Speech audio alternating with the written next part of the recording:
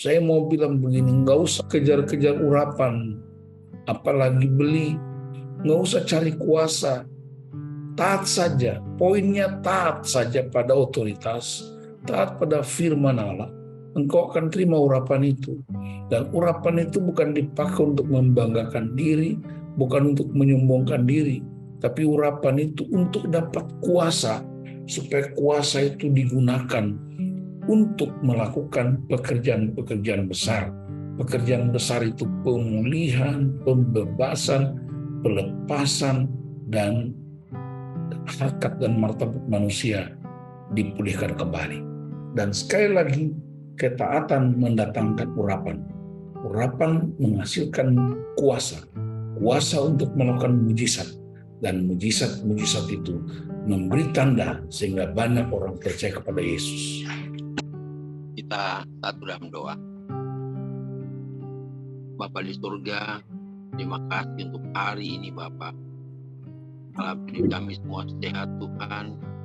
Dan kami berkumpul sini Tuhan Yesus, membicarakan beberapa hal menyangkut kegiatan persiapan menuju camp pria di Abu-Abu Tuhan. Semua persiapan ini kami taruh dalam tangan-Mu Tuhan. Biarlah semua yang kami rencanakan Tuhan Yesus, Tuhan berikan hikmat, Tuhan bisa melakukannya demi kemuliaan-Mu Tuhan, demi jiwa-jiwa di Abu-Abu Tuhan, demi bapak-bapak di Abu-Abu yang sudah siap Tuhan Yesus mendengar kebenaran-Mu Tuhan. Berikan hikmat untuk kami Tuhan, lalu di dalam nama Yesus kami berdoa dan berdoa. Amin. Amin. Oke, Bapak, sebelum kita mendengar penjelasan teknis, kita merenungkan satu bagian firman Tuhan, Matius 3 ayat 13 sampai dengan ayat 17. Maka datanglah Yesus dari Galilea ke Yordan kepada Yohanes untuk dibaptis olehnya. Tetapi Yohanes mencegah dia, katanya, "Akulah yang perlu dibaptis olehmu, dan engkau yang datang kepadaku." Lalu Yesus menjawabnya, katanya kepadanya, "Biarlah hal itu terjadi, karena demikianlah sepatutnya kita menggenapkan seluruh kehendak Allah."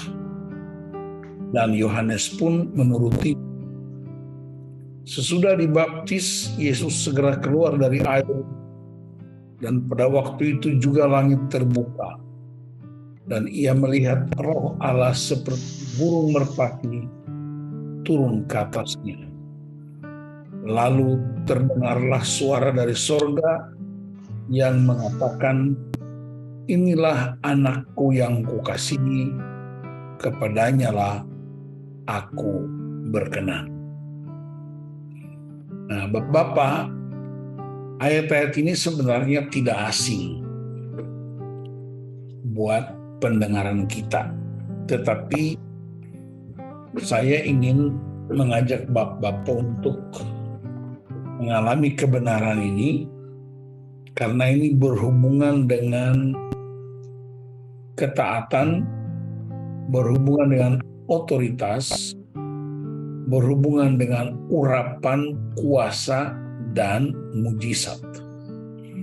Perhatikan, masing-masing pihak mendapat otoritas khusus. Yohanes Pembaptis yang disebut sebagai roh Elia, dia mendapat tugas untuk membaptis. Ya, orang-orang Yahudi, mereka mesti datang untuk menjalani baptisan proselit, baptisan pertobatan. Yesus sebenarnya bukan datang untuk bertobat, tapi Yesus sebenarnya ikut mengambil bagian dalam perjuangan umatnya untuk hidup dalam kebenaran. Dan itu juga sejalan dengan kitab Ibrani berkata, Yesus turut merasakan kelemahan-kelemahan kita dia turut dicobai, tetapi dia tidak berbuat dosa. Jadi Yohanes Pembaptis mendapat tugas untuk membaptis. Dan Yesus datang ke tempat itu. Ketika Yesus datang ke tempat itu, Yohanes bilang begini,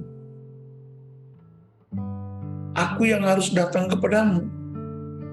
Kenapa engkau yang datang kepada aku?" Dari situ kita belajar bahwa Yohanes sadar. Orang Ambon bilang Yohanes tahu diri. Yang datang ini bukan orang biasa. Ini yang datang ini anak Allah, Tuhan dan Juru Selamat, Raja di atas segala raja.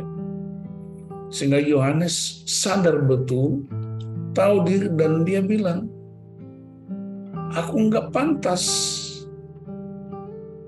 Kenapa engkau datang kepada aku?" Di ayat lain Yohanes berkata, "Membuka kasutmu pun aku tidak layak." Tapi perhatikan apa jawaban Yesus. Yesus bilang, "Lakukan saja. Biarlah hal itu terjadi." Supaya itu artinya tujuannya agar kehendak Bapa dilaksanakan. Jadi perhatikan, ini dua orang ini saling menghormati otoritas dan saling tunduk kepada otoritas.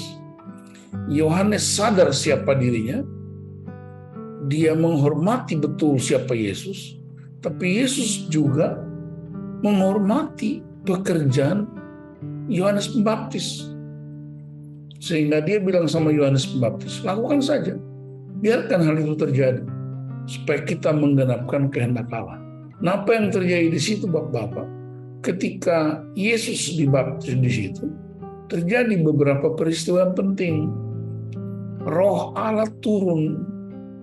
Ini bicara apa? Bicara pengurapan. Pengurapan untuk apa? Untuk mendapat kuasa. Kuasa untuk apa? Kuasa untuk melakukan mujizat-mujizat dan tanda-tanda ajaib. Untuk apa mujizat? Supaya orang percaya. Jadi Bapak-bapak, seorang hamba Tuhan namanya Stuart Gremens di India, seorang penginjil terkenal, dia bilang begini, 15% orang percaya Yesus karena mendengar khotbah-khotbah dan ceramah tentang Yesus. Tetapi 85% orang percaya Yesus karena melihat dan mengalami mujizat-mujizat. Nah, itu sejalan dengan Yohanes 10 ayat 37 dan 38. Yesus bilang, "Kalau kamu nggak percaya aku dalam Bapa dan Bapa dalam aku, percayalah akan pekerjaan-pekerjaan itu." Jadi pekerjaan-pekerjaan Yesus itu apa? Dia membinasakan perbuatan iblis. Mujizat-mujizat yang Yesus lakukan apa? Orang sakit sembuh, orang buta melihat, orang lumpuh berjalan, orang kerasukan dilepaskan. Jadi perhatikan, dalam peristiwa Sungai Yordan itu, Yesus taat sama otoritas Yohanes. Yohanes taat sama siapa Yesus. Terjadi apa? Urapan Allah turun. Ketika urapan itu turun, mereka dapat kuasa. Kuasa untuk apa? Melakukan mujizat-mujizat, pekerjaan-pekerjaan yang besar dari Allah. Dan pekerjaan-pekerjaan itulah yang menjadi tanda orang kemudian percaya kepada Tuhan. Jadi kalau kita ikut urut-urutan, saya mau bilang begini, nggak usah kejar-kejar urapan, apalagi beli. Ya, nggak usah kejar urapan, nggak usah cari kuasa, taat saja. Poinnya taat saja pada otoritas, taat pada firman Allah.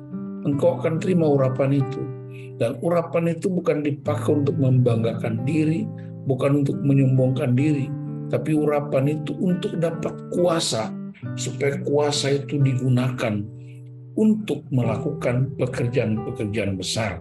Pekerjaan besar itu pemulihan, pembebasan, pelepasan, dan harkat dan martabat manusia dipulihkan kembali. Ingat ketika Roh Kudus dicurahkan, murid-murid itu mendapat kuasa. Kuasa itu disebut dunamis, kuasa dari dalam.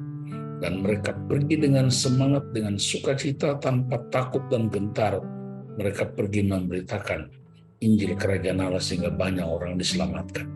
Jadi Bapak-Bapak, pelayanan pemulihan pria bukan sekedar 1, 2, 3 yes, bukan sekedar supaya pria itu enggak bikin kejahatan lagi, bukan sekedar supaya pria itu enggak bikin dosa lagi. Tapi pemulihan pria sebenarnya ialah kita mengembalikan roh Elia, hati bapa kepada anak, hati anak kepada bapa, dan kita mempraktekkan mujizat-mujizat Tuhan. Saya ulangi, pelayanan pemulihan pria bukan sekedar supaya pria nggak bikin dosa lagi, bukan sekedar supaya pria nggak jatuh lagi, tapi supaya pria itu kembali kepada hakikat penciptaan, yaitu segambar dan serupa dengan Kristus. Kita yang mau melayani, ketaatan itu mutlak. Ketaatan pada firman Allah, ketaatan kepada perintah-perintah Tuhan. Dan sekali lagi, ketaatan mendatangkan urapan. Urapan menghasilkan kuasa. Kuasa untuk melakukan mujizat. Dan mujizat-mujizat itu memberi tanda sehingga banyak orang percaya kepada Yesus. Tuhan Yesus memberkati.